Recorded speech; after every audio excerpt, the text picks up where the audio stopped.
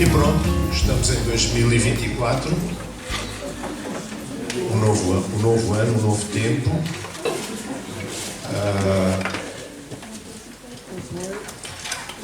E esta manhã não vou gastar tempo a falar sobre as determinações de ano novo, não é? Que as pessoas normalmente fazem quando inicia o ano. Este ano, fazer assim, fazer assado, fazer tal. E aquilo normalmente dura 2 ou 3 semanas e pronto, e já passou a história. Portanto, não vou falar disso.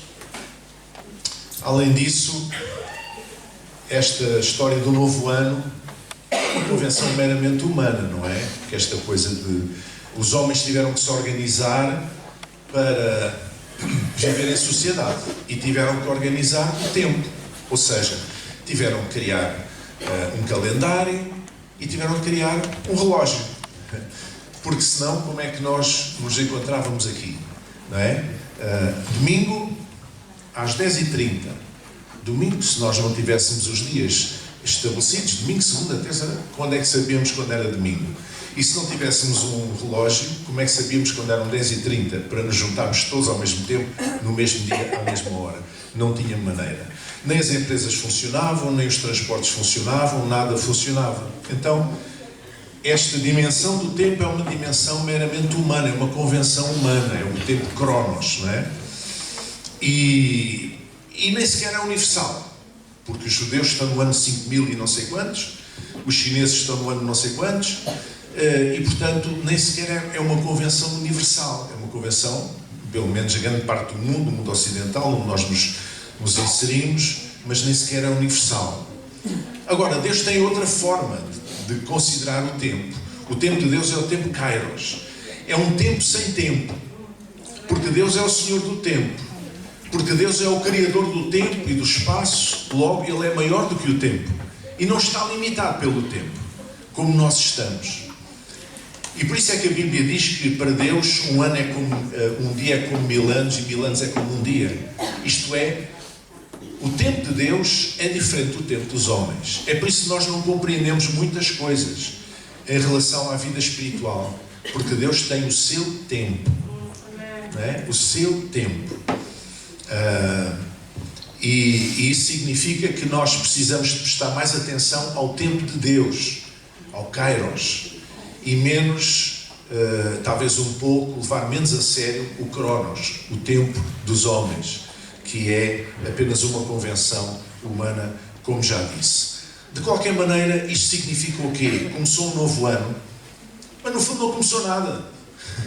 Nós continuamos a viver da mesma maneira como vinhamos desde dezembro, como vinhamos desde o último mês, a última semana do mês. A vida continua, não alterou nada, alterou apenas a nossa cabeça, na nossa forma de organizar o tempo.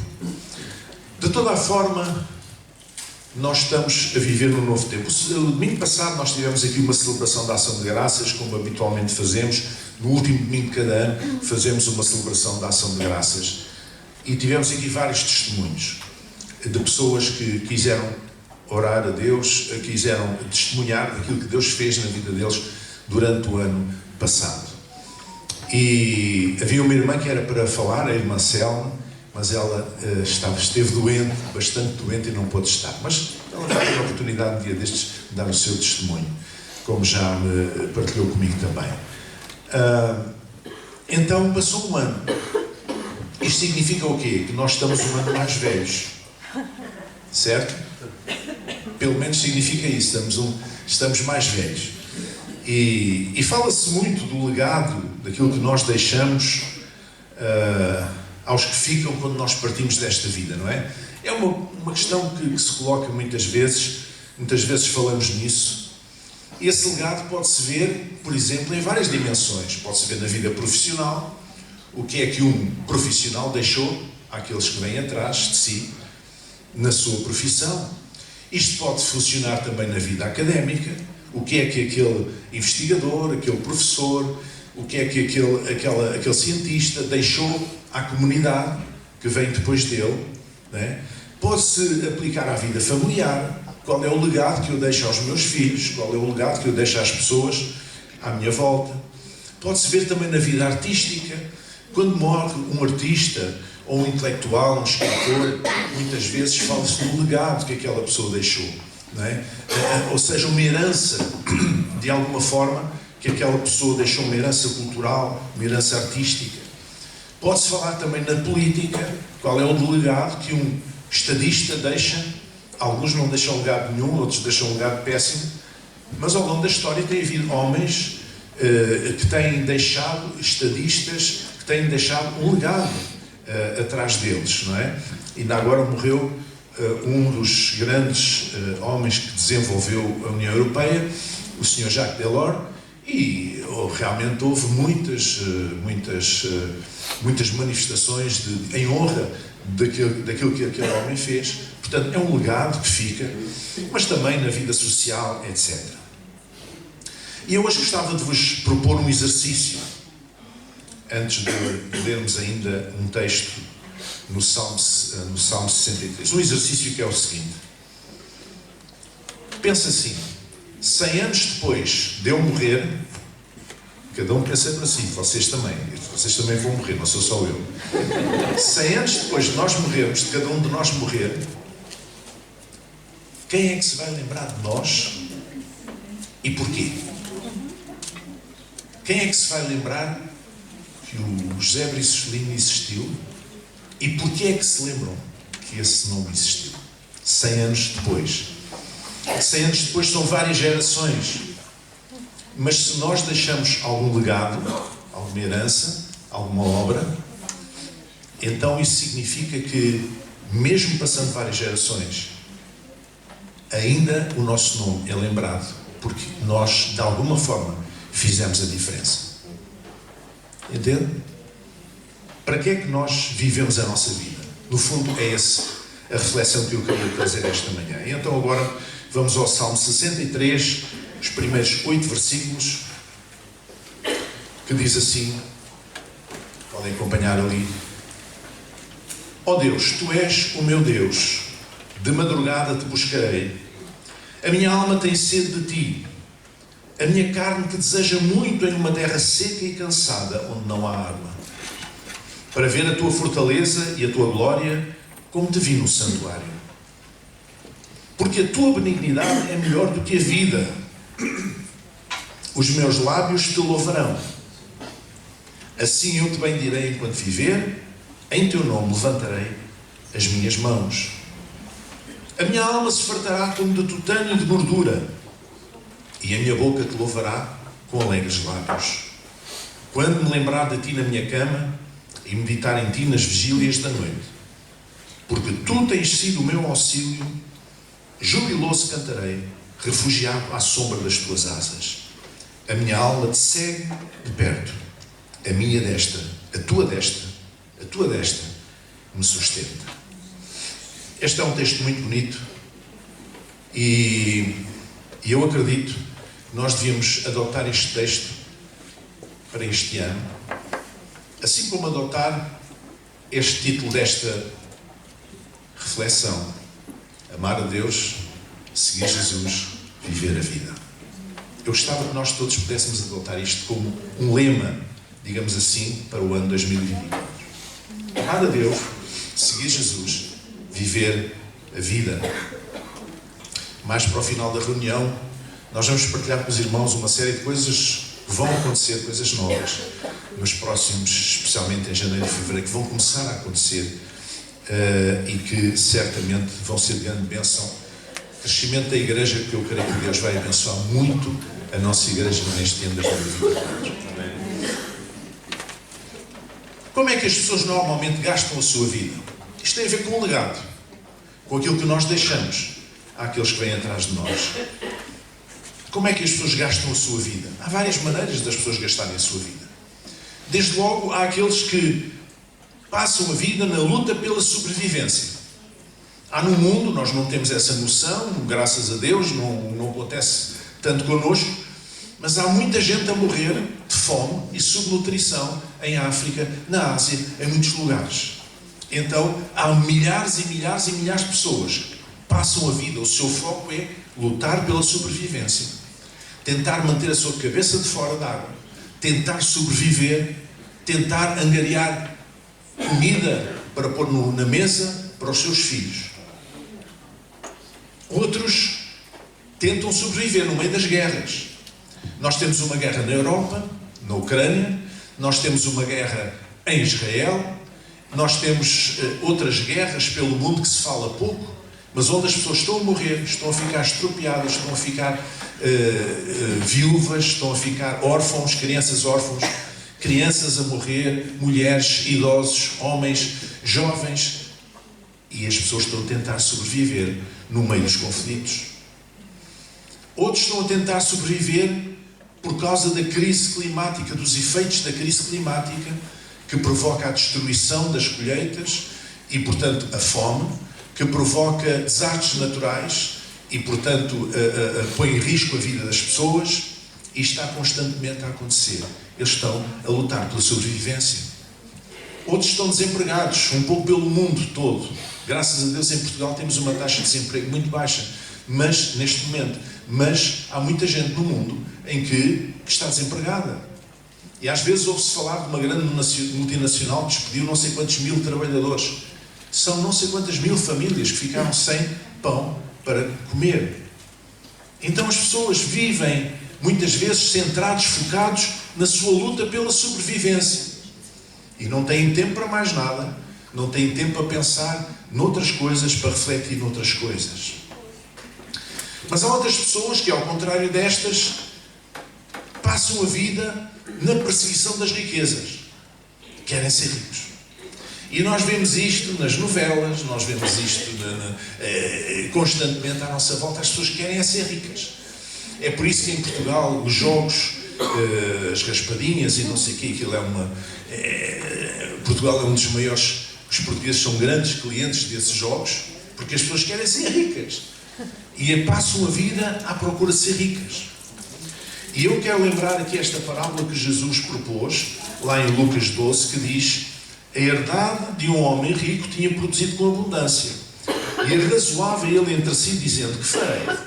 Não tenho onde recolher os meus frutos. E disse: farei isto: derrubarei os meus celeiros, edificarei outros maiores, e ali recolherei todas as minhas novidades e os meus bens. E dir-te-ei a minha alma: alma, tens em depósito muitos bens para muitos anos. Descansa, come, bebe e folga. Mas Deus lhe disse: louco, esta noite te pedirão a tua alma, e o que tens preparado para quem será? Assim é aquele que para si ajunta tesouros e não é rico para com Deus. E com esta história simples, Jesus explicou que o mais importante na vida não é ser rico, não é acumular tesouros terrenos. O mais importante é ser rico para com Deus. Ou seja, é receber a graça de Deus, a abundância de Deus, a riqueza de Deus na nossa vida. Mas há muita gente que vive obcecada em querer ser rico. Há outras pessoas que gastam a sua vida na luta do prazer pelo prazer. Porque eles desconhecem que o supremo prazer está na comunhão com Deus. Como diz lá o Salmo 9: em ti me alegrarei e saltarei de prazer. Cantarei louvores ao teu nome, ó Altíssimo. Irmãos, eu acho que há poucas coisas que nos fazem saltar de prazer. Eu não sei se acontece com vocês, mas muito poucas coisas me fazem assim saltar de prazer. Aliás, é difícil eu saltar, desde logo. Ainda menos de prazer. Mas há algumas coisas, se calhar, que me fazem saltar de prazer. Mas ele diz: em ti me alegrarei e saltarei de prazer. Coisa fantástica. Porquê? Porque o salmista tinha descoberto que o supremo prazer está na comunhão com Deus. E isso era alguma coisa que ele compreendia. Então há pessoas que andam a viver de pequenos prazeres que logo passam logo a seguir, e depois vem e passa logo a seguir, e vem e passa logo a seguir, e depois daquele momento de prazer vem um momento de frustração, e depois procuram outra vez um prazer e vem outra vez outro momento de frustração, e é um ciclo interminável de frustração que inevitavelmente se segue. Mas em Deus nós não temos frustrações. Nele nós nos alegramos e saltamos de prazer quando nós temos comunhão com Deus. Amém? Há outras pessoas que passam a vida a lutar dedicados a uma causa política ou ideológica, talvez porque querem combater a injustiça, endireitar o mundo. Enfim, há muita gente, idealistas, que procuram isto.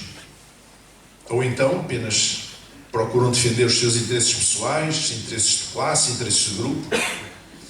E outros até fazem do futebol a sua religião. Não é? É que é mesmo uma religião. Para alguns é mesmo uma religião. O seu Deus é mesmo o seu clube. Que é uma coisa terrível, não é? Então há pessoas que se dedicam a isto. Dedicam-se a uma vida, a uma causa política, a uma causa ideológica. Dedicam-se ao futebol, ao Deus futebol, etc. E finalmente ainda há outros que são muito especiais. Que são aquelas pessoas que passam a vida na dedicação de fazer mal aos outros. É verdade, sim senhor. Há pessoas que passam a vida a pensar, a maquinar o mal que hão de fazer aos outros. Não sei o que eu digo, é a Bíblia. Foi o profeta Miqueias que o diz lá no capítulo 2. Diz assim: ai daqueles que nas suas camas intentam a iniquidade e maquinam o mal. À luz da alva o praticam, porque está no poder da sua mão. Pessoas que praticam o mal porque podem. Ou seja, está na sua mão fazer algum mal. Agora vejam o que é que ele está a falar. E cobiçam campos e roubam-nos.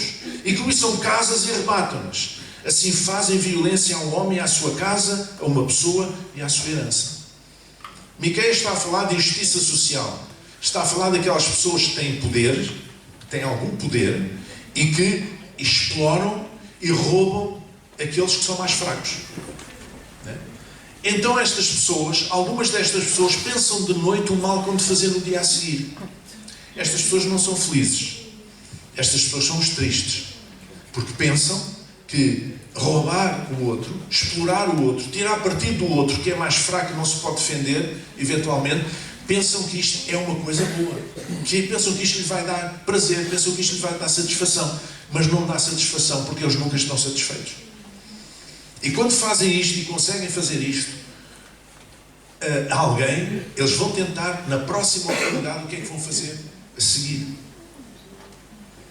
Agora, irmãos, há uma forma abençoada de viver. E eu gostava de refletir esta manhã, neste primeiro culto do ano 2024, sobre essa forma abençoada de viver, aquela que nós somos chamados a viver. E ela está nesta fórmula. Primeiro, de facto, amar a Deus. Amar a Deus é o grande mandamento que Jesus deixou. Amar a Deus acima de todas as coisas e ao próximo como a ti mesmo. O que é que significa amar a Deus? Porque essa coisa de dizer, eu amo a Deus, é muito fácil dizer da boca para fora.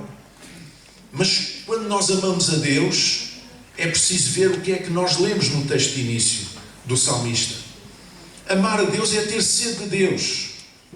Ó Deus, Tu és o meu Deus, de madrugada Te buscarei. A minha alma tem sede de Ti. E a minha carne Te deseja muito em uma terra seca e cansada, onde não há água. A minha alma tem sede de Ti. Irmão, tu tens sede de Deus. A tua alma, o teu pensamento, a tua mente, os teus sentimentos, as tuas emoções. Há sede de Deus em ti? Há ou não? Pensa nisso. Amar a Deus é ter sede de Deus. É buscar a sua presença. Buscar a sua face. É procurar conhecer a sua vontade. É procurar dar prazer ao coração de Deus. É procurar fazer com que Ele se alegre conosco, como um pai se alegra com o seu filho. Mas é também, amar a Deus é também confiar na sua benignidade. E continua o salmista a dizer, porque a tua benignidade é melhor do que a vida. Os meus lábios te louvarão. Assim eu te bendirei enquanto viver. Em teu nome levantarei as minhas mãos. A tua benignidade é melhor do que a vida. Já pensou bem nesta frase? A benignidade do Senhor é melhor do que a vida. Para nós a vida é uma coisa muito importante. Ok? Muito bem, é verdade. Mas o bem-fazer de Deus, né? A benignidade de Deus é maior do que isso. Até porque é pela benignidade do Senhor que nós temos vida. É pela benignidade de Deus que nós estamos aqui. É pela benignidade de Deus que nós somos abençoados. É pela benignidade do Senhor que nós recebemos toda a sorte de bênçãos materiais e espirituais na nossa vida. Então, sem a benignidade do Senhor, a nossa vida não valia muito. Amar a Deus significa confiar na sua benignidade. Amar a Deus significa buscá-lo e segui-lo de dia e de noite. A minha alma se fartará como de tutano e de gordura, e a minha boca te louvará com alegres lábios. A gordura era uma coisa muito procurada naquele tempo. Agora faz mal.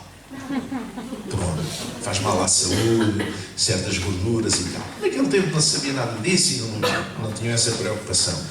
E então, quando falam de um boi cevado, é um boi gordo, não é? Na história do filho pródigo, mandaram matar um bezerro cevado, gordo. Esse é que era bom. É um bocadinho como os antigos diziam, gordura é formosura, não é? É um bocadinho esta ideia. Quando me lembrar de ti na minha cama e meditar de ti nas vigílias da noite, a minha boca te louvará com alegres lábios, porque tu tens sido o meu auxílio. Então à sombra das tuas asas eu me regozijarei. A minha alma te segue de perto, a tua destra me sustenta. A minha alma te segue de perto. Irmãos, nós estamos cansados de pessoas que seguem Jesus de longe. Quando foi a cena do Calvário, havia inúmeras pessoas que estavam a seguir, a olhar Jesus, a olhar a cena ao longe. Estava ali Maria, estava ali João, estava ali algumas pessoas perto, mas havia uma série de gente que estava ao longe. E hoje nós temos muita gente que segue Jesus à distância, não se quer comprometer, não se quer dar tempo da sua vida, não se quer envolver diretamente, quer apenas ficar ao longe, a acompanhar. Mas quando nós amamos Deus, a nossa alma segue-o de perto. Temos prazer na sua presença. Temos prazer em estar nos seus braços. Temos prazer em sentir o bater do seu coração. Não é? Nós só sentimos o bater do coração de uma pessoa se estivermos muito próximo dessa pessoa, se abraçarmos essa pessoa. Amém? A minha alma segue de perto. A segunda divisa é seguir Jesus. Depois de amar Deus, seguir Jesus. Ninguém pode dizer que ama a Deus se não segue Jesus. Amém? Porque Jesus é a expressa imagem da pessoa do Pai. É a revelação, é a palavra viva, é o Logos divino, é o Verbo divino, é a palavra feita carne, é a expressão de Deus entre os homens, a expressão mais elevada de Deus. Há muita gente que considera a Bíblia isso. Não, a Bíblia não é isso. Jesus é isso. Jesus é a mais elevada expressão da manifestação de Deus. Amém? E o que é que Jesus disse quando chamou os discípulos para o seguirem? Chegou-se ao pé deles, estavam na faina do seu tempo, a arranjar as redes, etc., e por aí fora, e ele disse: segue. Mais nada. Ele só disse: segue. Eu não posso imaginar, não sei, mas imagino que aquele segue-me, dito da maneira como foi dita, por quem foi dito, naquele momento, não foi apenas umas simples palavras. Uma simples palavra. Foi mais do que isso. Ou seja, as pessoas que ouviram aquela palavra dirigida a si, Pedro, Tiago, João, etc., sentiram aquilo de outra forma, não como se fosse uma pessoa qualquer, um maluco qualquer que chegou ao pé deles e olha, vem atrás de mim. Não. Sentiram como se fosse alguma coisa especial. E era alguma coisa especial. Ele só disse: segue. Deixa-me ir enterrar, não sei. Não, os mortos que enterram os seus mortos. Segue. A tua oportunidade é agora. Ninguém que quer militar, diz Paulo, se enrola, enrodilha nos negócios desta vida. Ou seja, ninguém que quer seguir Jesus inventa desculpas. Ninguém que quer seguir Jesus arranja desculpas para não fazer. Seguir Jesus implica renúncia, implica disponibilidade, implica dedicação, implica entrega, implica empenho. implica a alegria de andar com Ele. Implica um compromisso de vida. Amém? Nós temos um compromisso quando casamos, assumimos um compromisso com a nossa mulher e ela connosco. Não é? E então, um dia, se me der na cabeça, eu digo assim: bom, eu saio como outro que saiu para comprar tabaco e nunca mais apareceu. Eu vou ali à mercearia e volto 3 meses depois. O que é que vocês acham desse casamento? O que é que vocês acham dessa relação? Qualquer coisa aí não está bem. Mas há crentes a fazer isso. Não é? Eles têm compromisso com Deus, com Jesus, seguem Jesus, são cristãos e tal, mas depois desaparecem. Nunca mais aparecem. Nem a igreja sabe deles, nem Jesus sabe deles, ninguém sabe deles.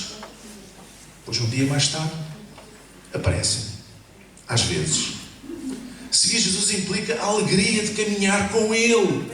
Quando Ele é prioridade na nossa vida, nós temos a alegria de estar com Ele. Nós queremos estar com Ele. Nós não só nos sentimos bem quando estamos em comunhão com Ele e com a sua igreja. E finalmente, o último aspecto é viver a vida.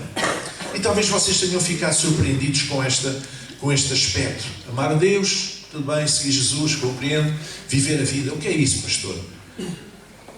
Olha, está lá escrito em Eclesiastes, palavras de Salomão, o seguinte: goza a vida com a mulher que amas, todos os dias da tua vida vã, os quais Deus te deu debaixo do sol, todos os dias da tua vaidade, porque esta é a tua porção nesta vida e no teu trabalho que tu fizeste debaixo do sol.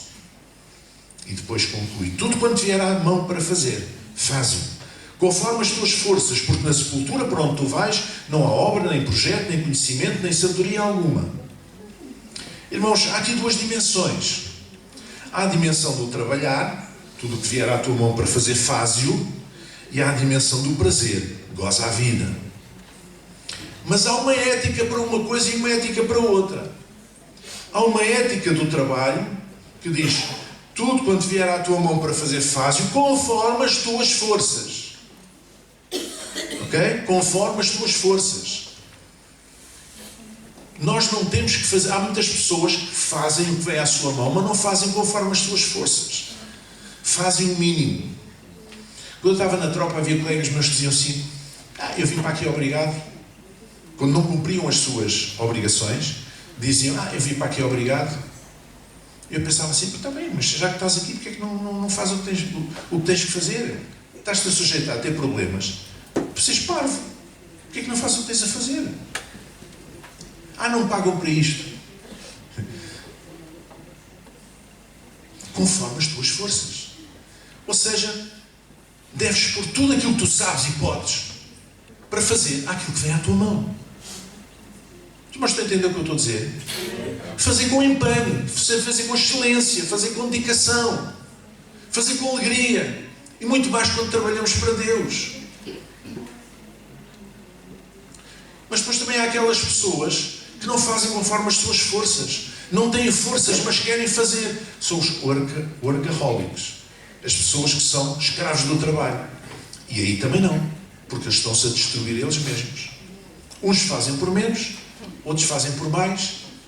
Mas a justa medida é nós fazermos de acordo com as forças que nós temos. Esta é a ética do trabalho que nos é trazida pela palavra do Senhor. Mas em relação a gozar a vida, também há uma ética do prazer. Porque diz lá: goza a vida com a mulher que amas, não é com qualquer uma. Não é com uma hoje e com outra amanhã e depois com outra depois, não. Goza a vida com a mulher que amas. Há uma ética do prazer. Há pessoas que acham: que é isso viver a vida? Viver a vida é a gente soltar a franga, não sei o quê. Não é cá soltar a franga nenhuma. É viver a vida dentro da ética que a palavra de Deus nos traz. Irmãos, Deus propõe uma vida com abundância. Amém? Não é o que está escrito? Vida com abundância. O ladrão não vem senão a roubar, a matar e destruir. E eu vim para que tenham vida e a tenham com abundância. Diga lá comigo: com abundância. Mas se essa abundância é só na vida espiritual, onde é que fica a abundância? Uma vez que nós não somos seres meramente espirituais. Nós não somos anjos. Os anjos é que são seres meramente espirituais. Nós somos seres espirituais e somos seres humanos, de carne e osso também. Então Deus tem vida abundante para nos dar. E então, viver a vida que Deus nos deu é também, de certa forma, cumprir o propósito de Deus para a nossa vida. Dentro da ética do trabalho, da ética do prazer. É cumprir aquilo que Deus pensa para nós. Ou seja, de alguma forma, a maneira sábia de viver. Amar a Deus, seguir Jesus, viver a vida. Irmãos, qual é o meu foco? Que legado vou eu deixar às novas gerações? Estarei eu a viver de uma forma abençoada e equilibrada? Será que eu estou a viver de uma forma abençoada, de uma forma equilibrada? Que este seja o lema do nosso novo ano. Amar a Deus, seguir Jesus, viver a vida. Amém? Amém. Nós vamos ficar em pé. Eu gostaria que todos curvássemos a nossa cabeça e fechássemos os nossos olhos durante os momentos.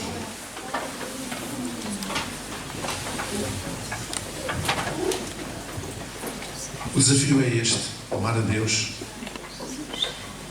seguir Jesus e viver a vida.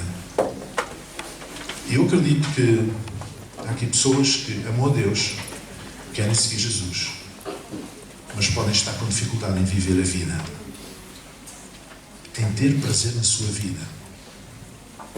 Eu gostaria de orar por alguém que esteja nessas circunstâncias. Se você está nessas circunstâncias, venha aqui à frente, agora, em nome de Jesus, e nós vamos orar.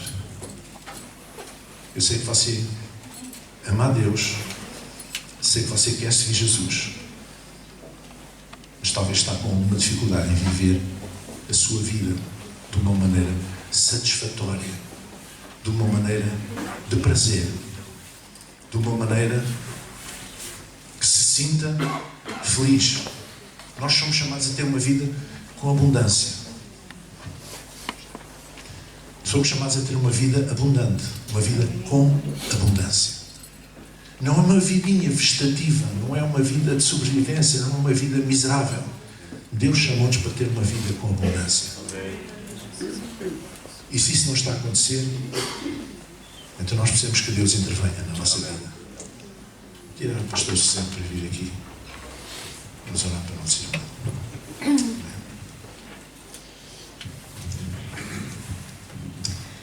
Pai, muito obrigado, porque sabemos que és um Pai de amor, um Pai de misericórdia. Eleva a tua presença à Dina, Senhor. E nós, como pastores, sabemos algumas coisas que perturbam. Mas também nós sabemos que tu és o libertador dos oprimidos. E o teu convite continua a ser o mesmo. Vinde a mim, os que se encontram cansados e oprimidos. E tu dizes que nos dás alívio. É por isso que nós temos a ousadia de chegar à tua presença. Também queremos, Senhor, ser obedientes à tua palavra, pelo facto de tu nos teres ensinado a levarmos as cargas uns dos outros.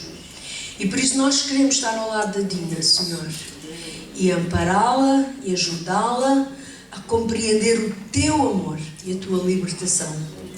Pai, no nome de Jesus, usa a nossa vida para sermos bênção na vida da Dina, na vida da sua família, Senhor.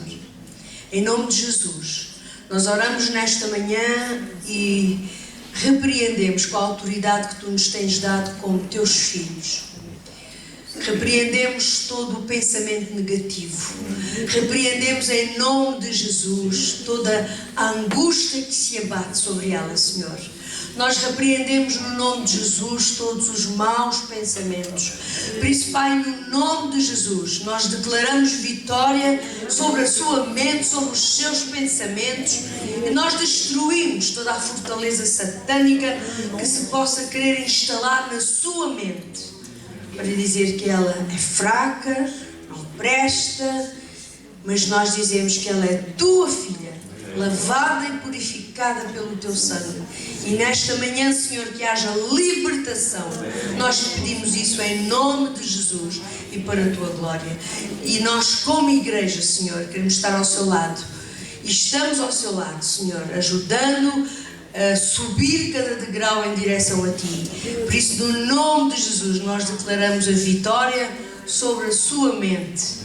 Em nome de Jesus, sobre a sua mente, sobre o seu coração. Em nome de Jesus, nós o fazemos pela autoridade, Senhor, que tu nos tens dado como teus filhos. Em nome de Jesus. Amém. Amém. E amém e amém. Que assim seja. Brandina. Aleluia. Podem sentar.